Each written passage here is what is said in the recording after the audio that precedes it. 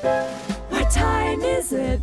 It's time for another Every Other Wednesday.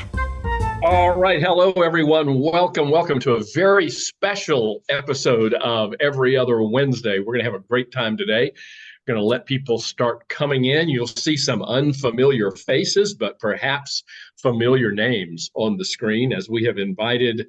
We opened this up to anybody who would like to participate, and we had 4 very willing participants and volunteers to join us for what are we calling this, Jeff? Just every other Wednesday meets some of the audience. Yeah, that's it. And look at the date. Today is Wednesday, 12/13, December the 13th, 2023. And normally we see Mike Kerr put that sign up, but today one of our guests, Rob Morris, has done that. So actually, Mike and Sanjay are at the Canadian Association of Professional Speakers Conference.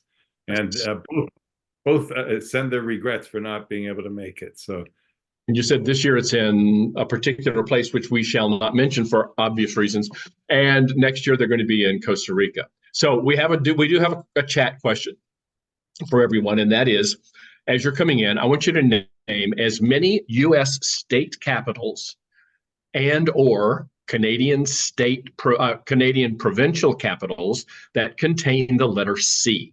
Just type in as many, and don't spend a lot of time thinking, just the first 1 or 2 or 3 that come to mind, either U.S. state capitals or Canadian provincial capitals that have the letter C in them. I've got Sacramento right away. Victoria, yes, Janice. Okay, so we got Sacramento, Victoria, Charleston, Charlotte. Yeah. Keep them going. How about you guys? What do you think? Yeah, type them in. Quebec, that's the one that we weren't going to mention. That's where Sanjay and Mike have been, is in Quebec City. Right. Yeah, so we have Victoria, Charlottetown. Tucson is a lovely place. I was just there, but it's not the capital. Providence. Providence is. Yeah, Wait, I want to see. You were all unmuted. You can just talk. You don't have to put in. Right, you can talk. That's right. This is so different. Yeah. And the reason I'm asking this question is I want to see if anybody mentions the one that I happen to be in today. Okay, so Norwich in Norfolk, if we include counties in England, good. Okay. How about Charlottesville, right? Charlottetown. Charlottetown, yeah. Yes. Prince Edward Island, yeah. Right. Now, Danielle, you mentioned Charleston. I know you mean Charleston, West Virginia. Yes, not Charleston, South Carolina. Okay, well, I tell you what, we're going to go ahead and get started. The question is, name as many. Where are you? Well, I am one that has not been mentioned. I'm in Columbia, South Carolina today. Okay. The capital of South Carolina. It starts with a C. So, Lincoln, that's a great one. Yeah. See, there's all kinds that we just don't think about. So, all right, Bismarck is another one. How about we go ahead and get started with this very special episode of Every Other Wednesday. Jeff, please introduce yourself. I'll do the same, and then we're going to ask our guest panelists to do the same. Yeah. I'm Jeff Tobe, Coloring Outside the Lines in Pittsburgh, Pennsylvania, professional speaker, consultant, trainer, author, all in the area of customer experience. Richard? I'm Richard Haddon, and I live in Jacksonville, Florida, but as you just heard, I am at the moment in Columbia, South Carolina, traveling, and I'm an author and speaker. I wrote the Contented Cows books, and big announcement, there's going to be another one, and it may or may not have Contented Cows in the title, but we're starting to work on it again pretty immediately. So congratulations. Great to be here. Yeah, it's about time, right? Isn't it? Yeah. Absolutely. So wait, when you introduce yourselves, I'm going to ask you to add, what's a holiday tradition that you have had for years that maybe some other people don't have? Tough one. Oh, I got a good one for that, but are you asking me as well? Sure, go ahead, you first. Okay, so in our family, we have a tacky present gag, and every year, so it is a set of very ornate rubber hand washing or dishwashing gloves with grapes and flowers and leaves and all. And it's the tackiest thing you've ever seen. And every year somebody gets it. And then their job is to decide who gets it the following year. And you wrap it up in a way that nobody knows what it is and nobody knows who's going to get it. And they open it up. Oh, I got the tacky gloves. I like that. I'll tell you mine, ours very quickly. We got sick of seeing the little kids open their gifts and set them aside and never go, spoiled because they were getting so many presents. So my wife and I decided that at Thanksgiving, we would give any of the kids who were 7 years old to 17 before they went to college, $75 cash, and they had to spend it to make somebody else's life better. Couldn't be their own, and it couldn't be a friend. And then at our holiday party, they had to actually present what they did. And it's been going on now for 10 years, and the kids look forward to it every single year. Wouldn't believe how confident they become, and their presentation skills are amazing at 7, 8, 9 years old. So I could see doing that in the workplace. yeah, isn't that fun? Yeah, cool. Well, how about you, Carol? First of all, just introduce yourself. Introduce Carol. Tell us yourself. who you are and all about your illustrious life, and then answer that question of Jeff's, please. If you can. I'm Carol Chermin from Los Angeles, California, and I'm the reason why Hanukkah should be spelled with CH. Ah, but then it would be Herman. So I can't tell you what my dad used to say to people when they would say Chermin. got it, Sherman. I don't, we don't have a tradition like that. Okay. All right, never too late. Carol, we know that you are self-identified as being a retired person, but you had a career working in an accounting firm. Is that correct? Yes, for over 40 years for accounting firms as different roles over the years, but in the end, executive assistant to a number of the partners there. Excellent. Great. Thank you. Stephen, and some of our audience has met you before because you have been a guest host with us before, but this is the same Carol that joins weekly and has an amazing sense of humor. Thank you, Jen. That's true. Stephen, tell us about you. Okay, I'm Steve Rayfield from Oshawa, Ontario, Canada.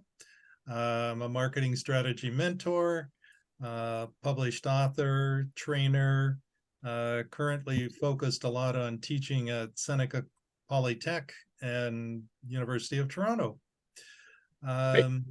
Family tradition at Christmas. When we have the Christmas dinner, we do the snappy things and put the paper hats on. Yeah.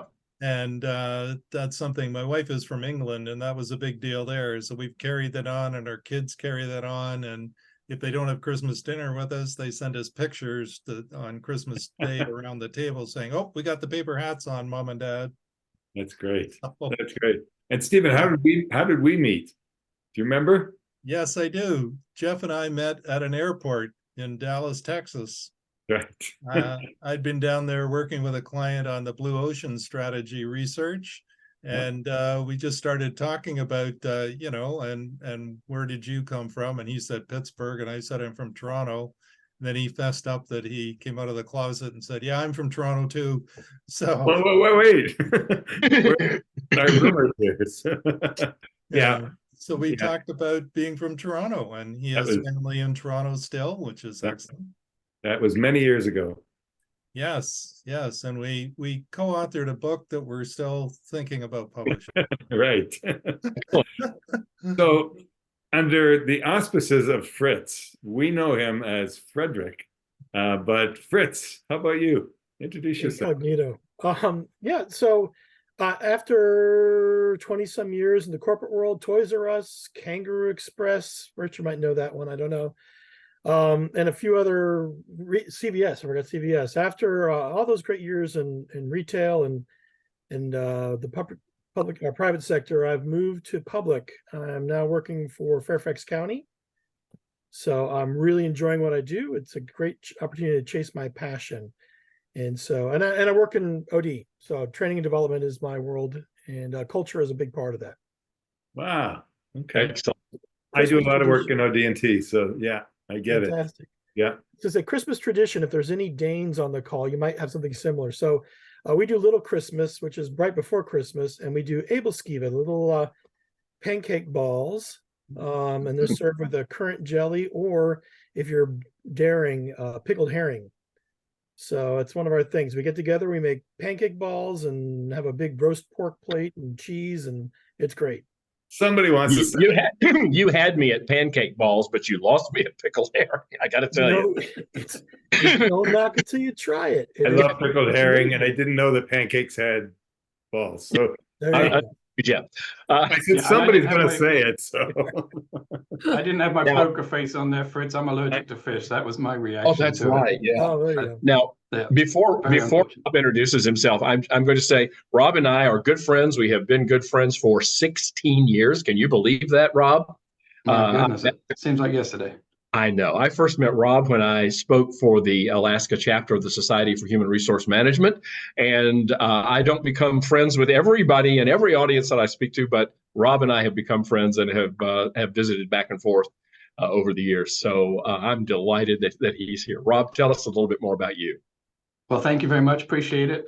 So my name's Rob Morris. I work for Eastern Aleutian Tribes. I'm the Human Resources Director there. Been working here for almost 5 years now. Prior to that, I spent 20 years working in the behavioral health setting for what was Alaska Children's Services, then became AK Child and Family. So spent the better part of 21 years now working in HR. Absolutely love it. A far cry from the investment banking field that I first joined when I graduated university, but I've been here in Alaska since 1991 with a couple of years hiatus, but thoroughly enjoy it. As I was explaining to the panelists this morning, we've been digging ourselves out of snow. It was touch and go this morning whether we were going to make it, but the office is open. We got through 12 inches of snow. It's a lot of fun here.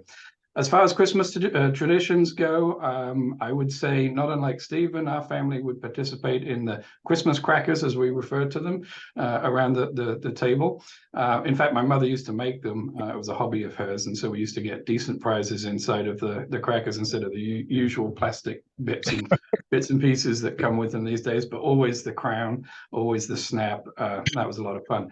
I failed to mention I am the author of that many books, but I thoroughly enjoy reading Jeff's and Richard's and Sanjay's and everybody else's books that I've had a chance to read. They're always informative.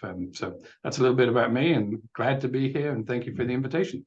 Excellent. We are so excited that you're all here. So Carol brought up something in the green room. Now I want to ask everybody, and Carol, I'd like you to talk to this again, but my first question for everybody is, have you ever been fired from a job, and what were the circumstances? So Carol, you start. We know yours. But...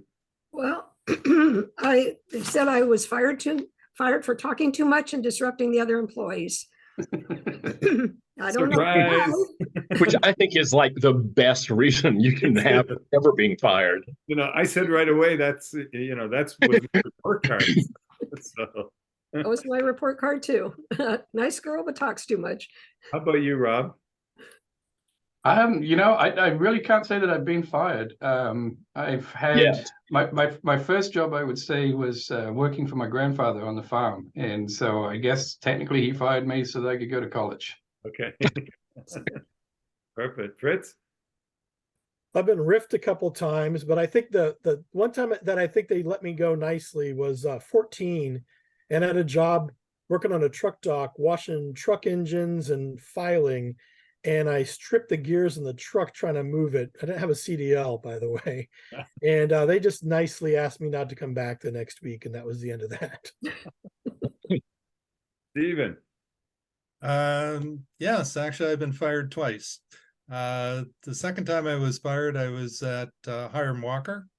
And the reason I got fired is I achieved too much, accomplished too much, and hit too many of my objectives. Now, that may sound crazy, but the reason was the company had been taken over by another company out of the UK, and they were trying to shut marketing down. And I just kept performing marketing. I was the new product manager. I got products ready. I launched them. They were successful. They didn't want them to be successful. They didn't want anything coming out of Canada. So they came in, and out of 1,200 employees let go in 48 hours, I was the first one to let go because they wanted to set an example of if you overachieve, you'll get fired. I don't want to sound stupid here, but it was Hiram Walker. Is that a liquor? Beverage alcohol company, yes. Canadian. I thought you were going to say you got fired for drinking on the job. No, actually, I don't drink. So Even I more was Maybe in you got charge fired of- for not drinking, not being a good Yeah. enough customer. Yeah. That's right. No, I went through 21 interviews to get the job. And when I was last one with the president, I said, I have to tell you, Don, I'm not a big drinker. He says, I don't want you to drink the stuff. I want you to create new products and launch them. Okay, that makes sense. What Okay. did they say? That tells us you're really good at marketing. Yeah. Right. Exactly. Now, the good news is when I left, because I was in charge of new products, I got 45 cases of product that was not listed anywhere in Canada, and they didn't want to throw it out, so they let me take it home.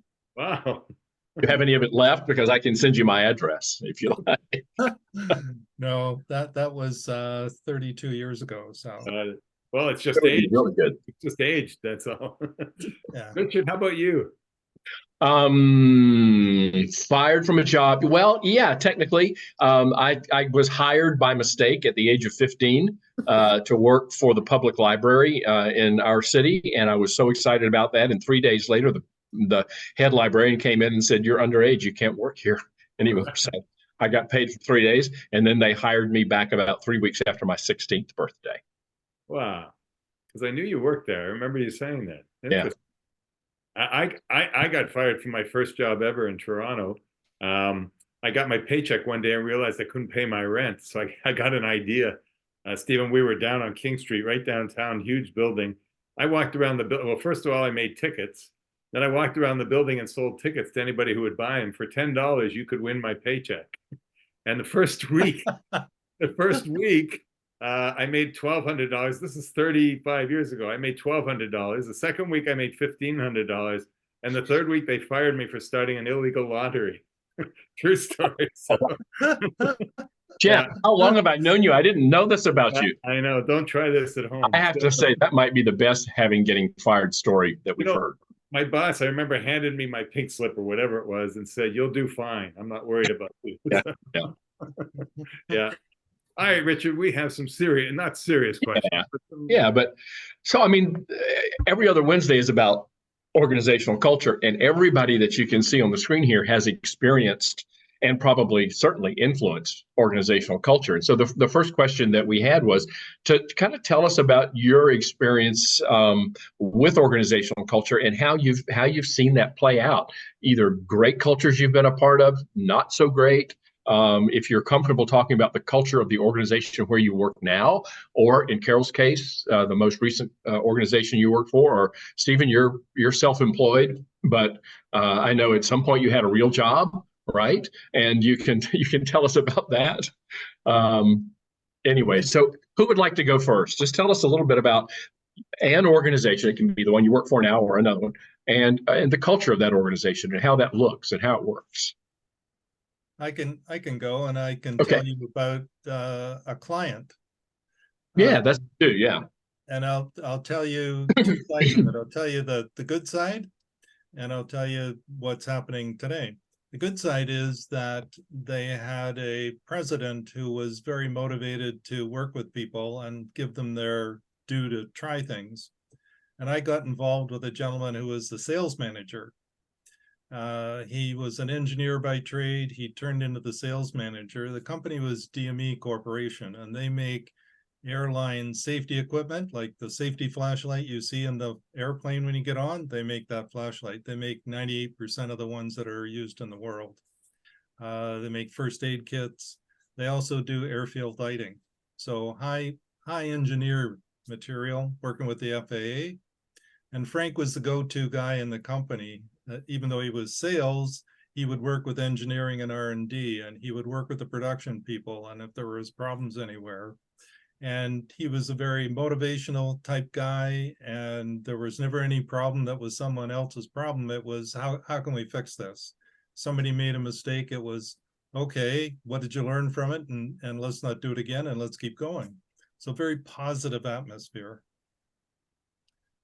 Company grew up. When I joined it, it was $8 million in one division and $4 million in another. And after working with them for, I guess, 8 years, they ended up, Lou sold the company for $52 million.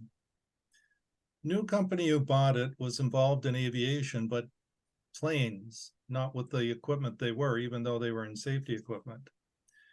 And they set a different tone immediately. The divisional vice president they were involved with came down to Florida and announced that he probably would never come back because it was a small division and he really didn't care about it. So that started the gradual decline of the atmosphere, because people said, oh, then his next move was to shut down R&D. Next move was to reduce the marketing dollars. Then they started a rumor they were going to move everything. And to understand that the majority of the people on the production floor were Cuban.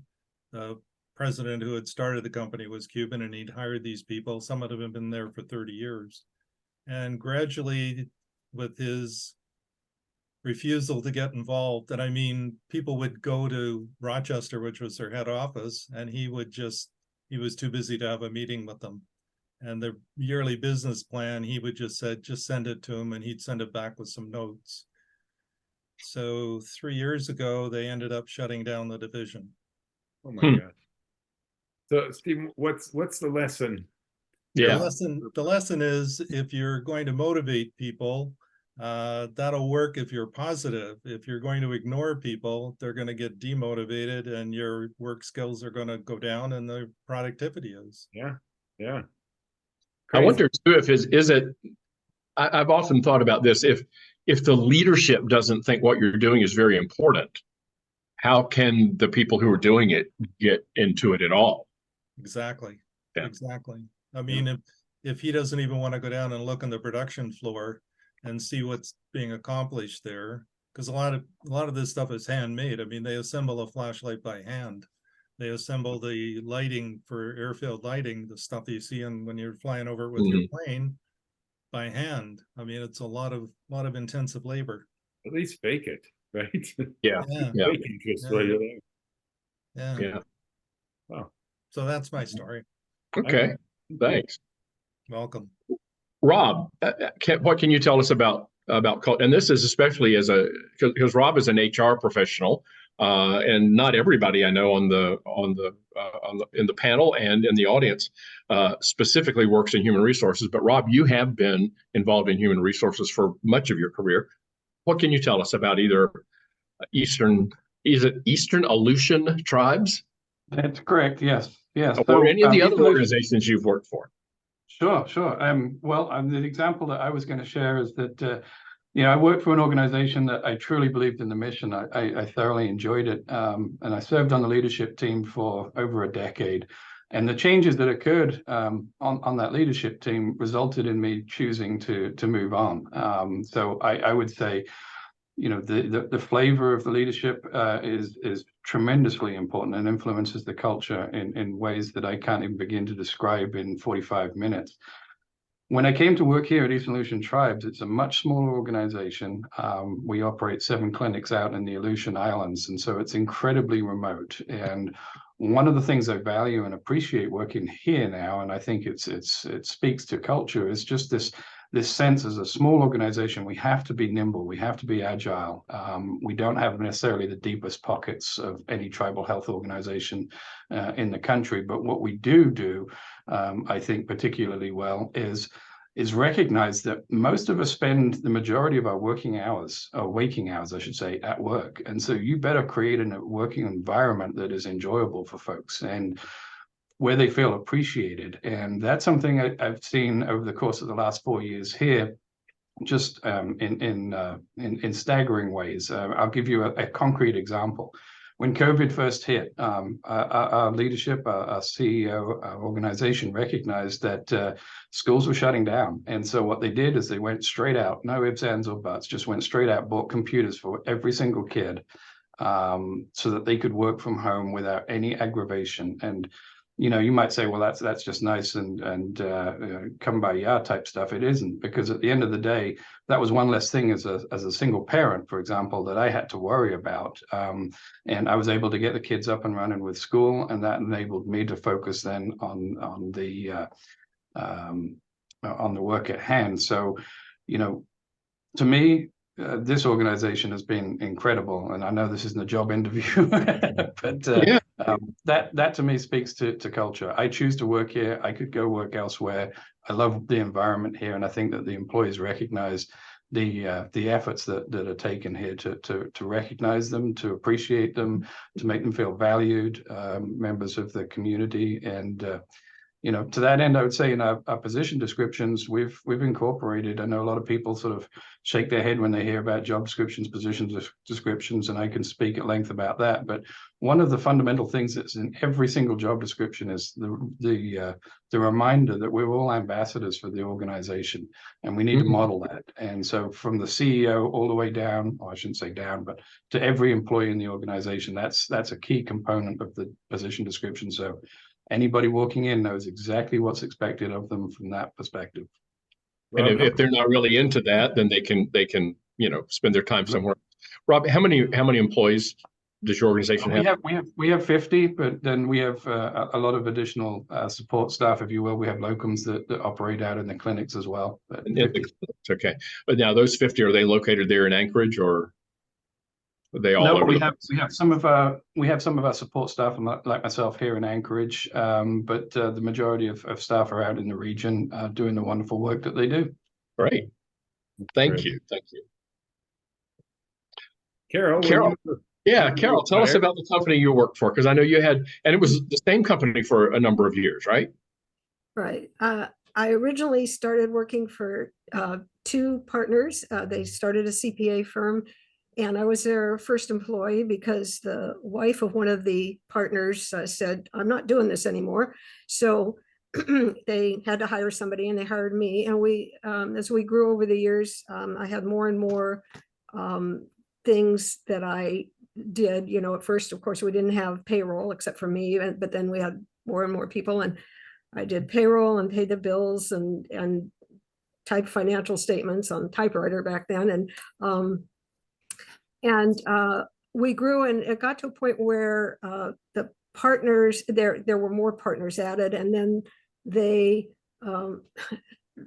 when they eventually split up, and the partner that had originally hired me went to work as a partner at another CPA firm, and he took me with him. And that was a fun place to work. But over the years, I mean, it was really like a family. And but over the years, the partners, and I'm sure this happens in a lot of companies, they start looking down the road and say, we're going to retire at some point. We need to have some kind of a continuation plan. So as often happens, they merge with another company, and then another company, and then another company. And as we got bigger and bigger, it wasn't fun anymore. It just lost that family feel. And my motto is, you have to have fun at work.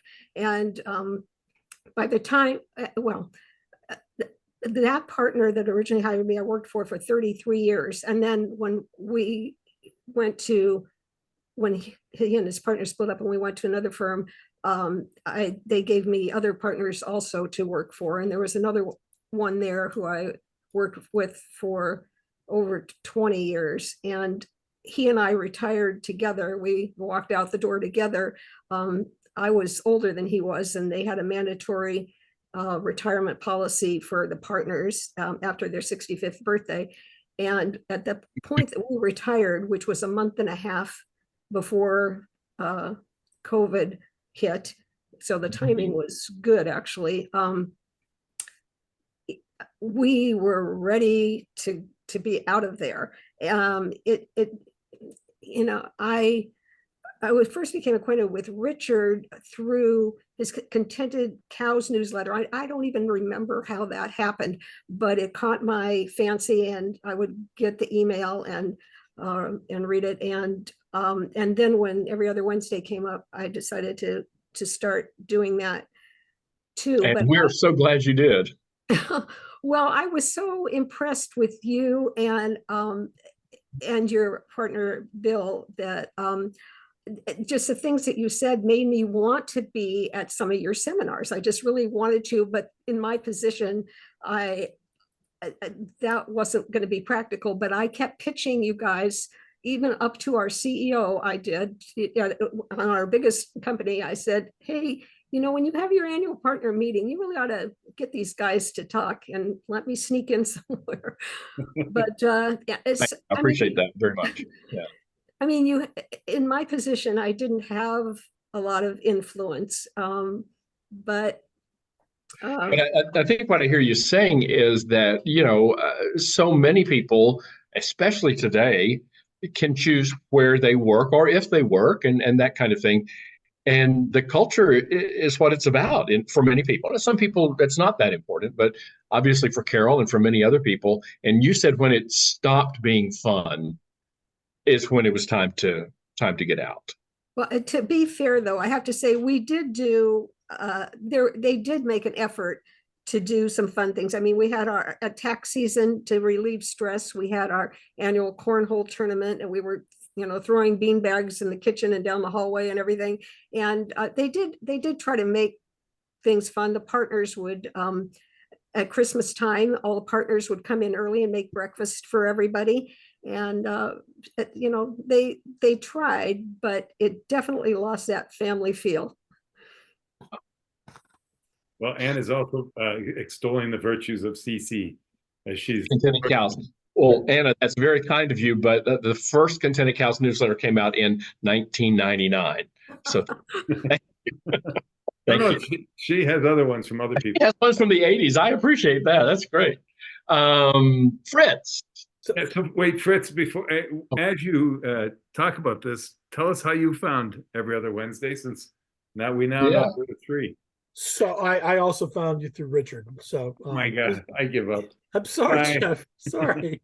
Steven, help me out here. Yeah. Richard came and talked about Contented Cows at one of the Toys R Us annual meetings. He was our guest panel. Oh, is that? Oh, okay. And so I got the book. I gave the book to everybody on my team. I still give the book out. I reference a lot, actually. So appreciate all your work. Thank you for that. Thank you. That's how I found you. And I was also getting the newsletters. But it just exposed me to everyone else, and that's been fantastic. Good. Right.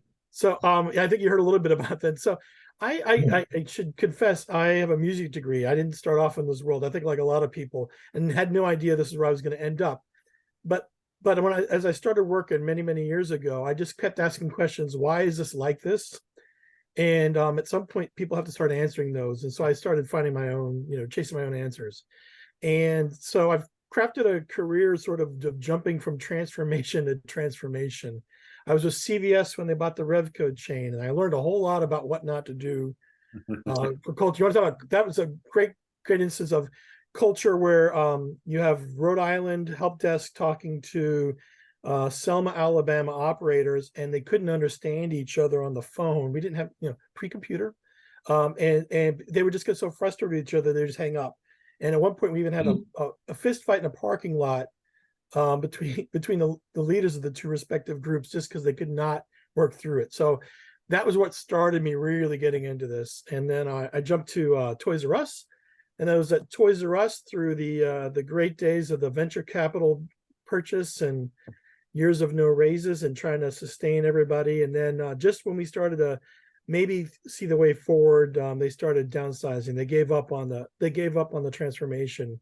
And I was one of the first in the first group to go with that, because they didn't need HR folks. They were outsourcing. So then I went to Kangaroo Express, and again, same thing. This is the company that had big aspirations. They were a large operator, convenience store operator in the Southeast, and they thought they might make a run and start buying up and expanding. And so I was particularly tasked to come in and help transform their managers. They had done no management training for any recordable past. And so we came in and started on zero, working with 1,500 managers and assistants, and that turned into a whole, other development opportunities. And we got so good that Circle K saw us as a threat and bought us. And I was first out the door on that one too, because they had their own training manager. Yeah. So after that carousel, I decided I really wanted to get into something where I really felt passionate about. I grew up in a family where public service was really important to us. So, military and government service. And so I had an opportunity to come back to Virginia, where my family's from, and work in local government, and that's been great. But we are also in a time of transformation. So this is the culture, which is unique right now, is this is a county that has grown exponentially for about 30 years. And we're one of the highest income, highest growth counties. I was going to say, isn't it known as one of the top 2 or 3 income counties in the country? Absolutely. And a municipality that people look for and sort of say, what are they doing? Yeah. When I lived there, I brought the average wood down, but yeah. Unfortunately, I do too, but that's okay. We have all these tech folks now. But what's interesting is those core people that brought us here 30 years ago, they're leaving. We will have turned over 50% of our staff in the next 5 years, and we're bringing in just as best as we can new folks.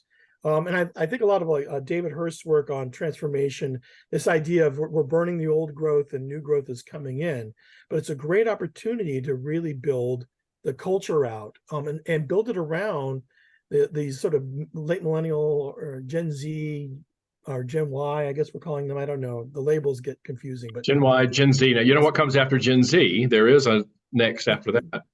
Was it Gen? I forget what they call it. They're doing the same things that they do with the hurricane names when they run out, and that is they're going to the Greek alphabet. So the next one will be Gen Alpha.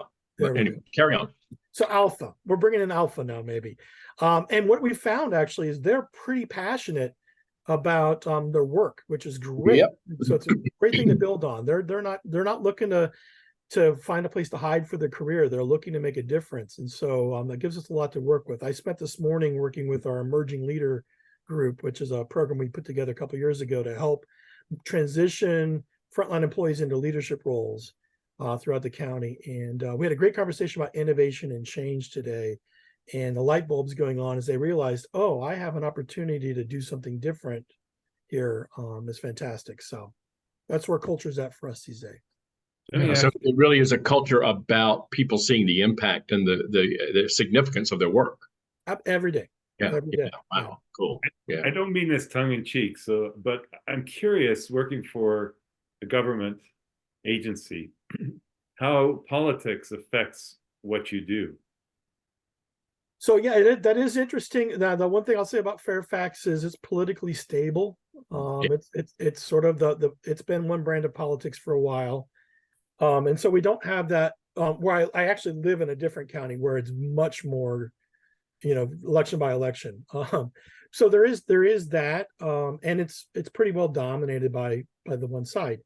And so we don't get a lot of political transition in that respect, but we do get a lot of response to the citizenry. And so we range from very progressive, to conservative, depending where you're at. And so that's one of the things we look at from equity. We do a lot of talking about equity and our services being rendered equitably throughout the county for that reason, because historically in a period of growth, we tend to follow where the money's at, new development, and we're giving them services. And we have parts of the county who for 50 years have been neglected, who, had wooden pipes in our sewers not too long ago in parts of the county there, which is crazy.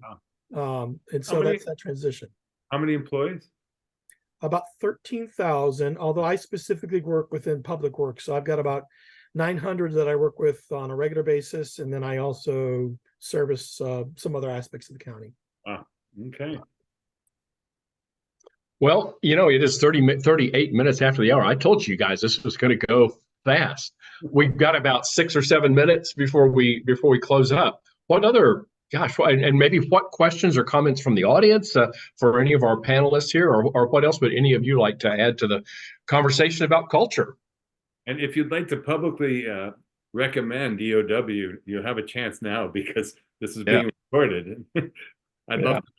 Seriously, I'd love to know what you've taken away from. We don't know sometimes what our audience takes away. Let me jump in on that. I love that I found you, and I love that you're doing it. Thank you for this. It can be hard, especially with all this stuff going on, to stay a little grounded and centered and be with your people. And so the opportunity just to have this space every other week where we can come together and hear some voices that resonate with us, I think is really valuable. in particular. And, and a chance every now and then to share a little bit as well. So, because I don't always, and my wife and my dog get tired of hearing from me, and my kid has learned to put ear pods in. So, it's great to have places we can share as well. So thank you so much. Thank you. And I'd echo that too, and say, it's so easy to get sort of honed in on what you're doing, and this does ground me every 2 weeks. I look forward to logging in and hearing so many different perspectives and seeing different parts of the world. Jeff, I think your daughter was phoning it in from Hawaii, right? Those kind of experiences and opportunities to hear about how other people are doing things, and then taking some of those ideas and running with them, developing them for our own organizations, I think is tremendously powerful. And I would echo that same sentiment that Fritz shared. Thank you so much for doing this. You don't get paid for it. We love it. Thank you. Well, thank you. We love it too. And Carol has asked the question, what prompted the four of us to start EOW? Well, I'll answer that if I can. So first of all, we've been a mastermind group, and something to think about. It's a lonely world out there, no matter what your title is. And so getting together with people who are basically doing the same thing every single day, and just being able to discuss business with them, your specific profession with them, is incredibly helpful. There are a lot of associations. We all belong to basically the NSA, National Speakers Association. But we all decided, I don't remember how many years now, Richard. I know Mike say going on 6 or 7. Yeah, that we would meet at least once a year, if not twice, to share ideas about how to market ourselves, how to just be in this business. And then the pandemic hit, and we said, what can we do? Am I right in my memory, Richard? Exactly. As I remember, that's exactly what happened. And, in those first couple of months, we didn't have a whole lot to do. We were, trying to learn how to operate Zoom and how to do virtual training and how to create income and revenue any way we could. And we just decided, hey, for a little while, while this is still going on, why don't we just put together a video podcast, if you will, and see what happens. And we've just been so happy with the results and how all of how everybody, we have so many regulars and everything. We would love to continue to grow the audience, and so anything you can do to tell people this has been of value to you, if it's helpful to you, if you bring others to us, then there'll even be more. And you're right, we don't get paid for any of this. We enjoy it and think it helps us. I've been waiting for the check. No. Now you're looking for that guy standing outside the building in Toronto, selling chances on his paycheck. Yeah. So that's just how it started. 3.5 years later, the world is very different than it was at the beginning of 2020. As you know, it's very rare for all four of us to be able to be here now, because we are often traveling and working with clients. I happen to be traveling today, but I finished at noon today, so I was able to get back to the hotel room and be with you here. So thank you so much. Stephen has a comment. Stephen, yes, you have a quick story about a person, not a leader, driving culture. That was our second question. No, he's got a comment on EOW. Oh, Stephen does? Comment on EOW? EOW. No. The fact that every other Wednesday that I, as somebody in part of the panel, shows the passion that you guys drive, and the passion that it helps create in us. As you said, it's lonely. I've had a home office for 32 years, and sometimes you sit here, it's great marking all these students, but I teach only online. I don't actually see my students. So to be able to interact with other people who are still in the adult real world is fabulous. Yes. Stephen, you have can you do it in 45 seconds or less? Quick story about a person driving culture who is not the CEO or not the leader. Yes, Wikipedia story. Walt Disney World, California Grill, waiter. My wife and I go there for our anniversary dinner a number of years ago, meet this guy. It's 5:30 when the place opens. He says, take your time. We end up spending the entire evening at the table with this guy. He creates great service. I use him as an example in my training.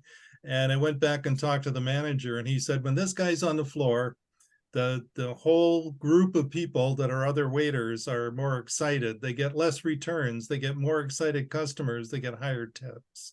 And this is Good just example. higher tips for, and this isn't just his table. He's talking through the whole California Grill. And at the time it's a high end, it's a 4-star restaurant in Disney World. So Great example. Wow, our time is up. This has exceeded even my high expectations. This has been great. Carol Chermin, Steve Rayfield, Rob Morris, Fritz, Wiant. Thank you so much. We're going to do this again, and so others will be able to do this. Just a reminder that the one every other Wednesday that we take off each year is the last Wednesday of the year. And so we will not be meeting on December 27th. Our next meeting will be on January the 10th, 2024. And we have an incredible guest on that Tell day. us about that real quick, Jeff. Okay, just know it's an incredible guest. Incredible guest. Not that you weren't incredible. It's hard to top this, but thank you all so much, guys. Thank you so much. This has been great. And Merry Christmas and Happy Holidays and Happy New Year and happy everything to everyone out there. All the best. Thank you. And we'll see you almost every other Wednesday. Bye. Bye. Happy holidays. Thank you.